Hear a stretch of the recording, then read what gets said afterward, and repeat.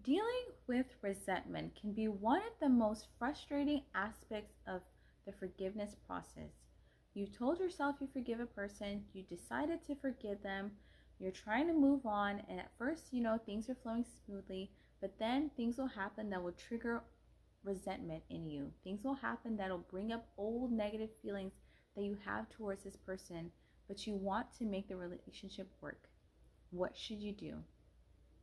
Welcome back to the Soul Healing Podcast, where we discuss all things healing, emotionally connecting with our inner guidance, spiritual practices, and most importantly, becoming the best and most healed versions of ourselves. I'm Sawadi. Welcome to the podcast.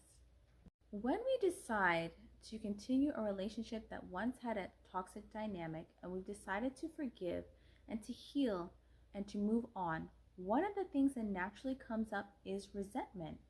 Just because you forgave someone doesn't mean you don't have hurt feelings, doesn't mean you don't have negative feelings, doesn't mean you don't still have some anger towards the things that they may have done or the way that you felt about yourself in the relationship.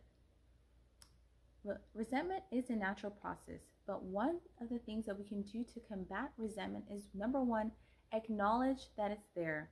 Don't pretend it isn't there.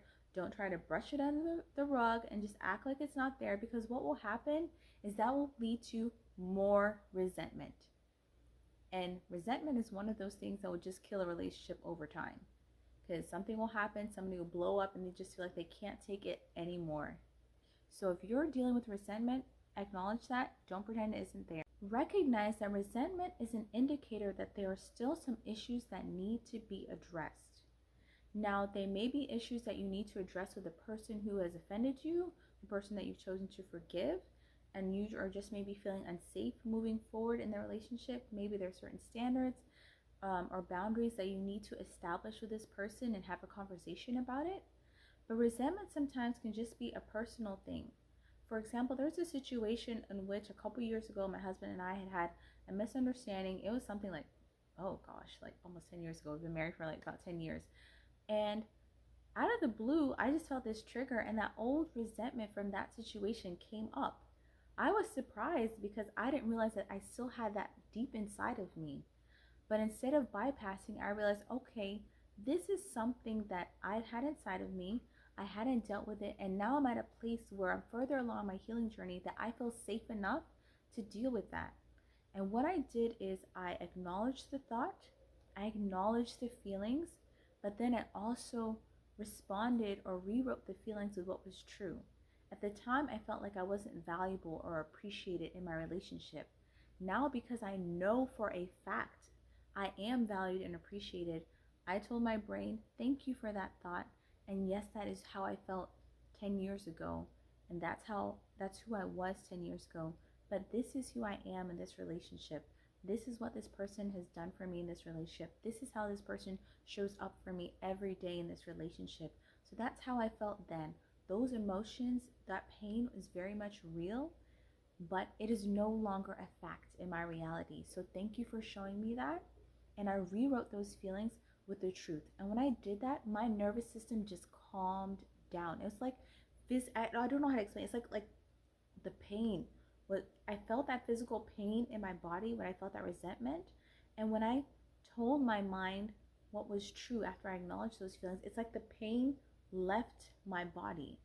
I don't really know how to explain it, but it's like it left my body, and that resentment no longer sits there in my body because I acknowledged it, but I also responded to it with what is true now. So sometimes resentment isn't always an indicator of something that is a fact. It's an indicator of something that was a fact, and then we acknowledge it and we analyze it and see, is that still a fact today? If it is not, come back to that fact or respond to that fact with the truth of what is going on today. And you may need to have a conversation with the person who's hurt you, or you may just need to deal with it on your own. But if we decide to forgive someone, we need to be comfortable with the fact that resentment will be in there somewhere, and it's going to come up, and those triggers are going to come up. So we can deal with them by either having a conversation about new boundaries, or saying like, hey, this is how I felt in that situation. This is what I would appreciate in the future. and come to an agreement with that, because sometimes people hurt us because they don't recognize or they don't realize what our boundaries are, and we have to communicate that to others. People, even though they love us, even though they've known us for years, they don't necessarily know everything about us. Nobody can read our mind 24/7. Like, I know some people have like great friendships or great relationships and they know each other really well and they feel like they know everything the other person is thinking, but still at the end of the day, you are not that person. And something that may not offend them in a certain situation, if they're struggling or they're feeling down about themselves in another situation, may offend them. So that's why it's important to have those conversations often and frequently, and when resentment comes up, to address it, to deal with it, and to have a conversation and not like an attacking way. It's like, you did this to me and this is why I'm angry, though there may be situations where that is actually the case. They did do something to you. It's more practical to say, I felt like this in that situation, and I would appreciate this in future situations that are similar. So addressing something like that, and also trying to have compassion and understanding for the other person. If the other person is a genuinely good person overall, but they just had a moment where they slipped up or a moment where they were inconsiderate, I do believe that it's important to have those conversations with them, not to be dismissive or judgmental, but also to be respectful of how you feel and how their actions affected you.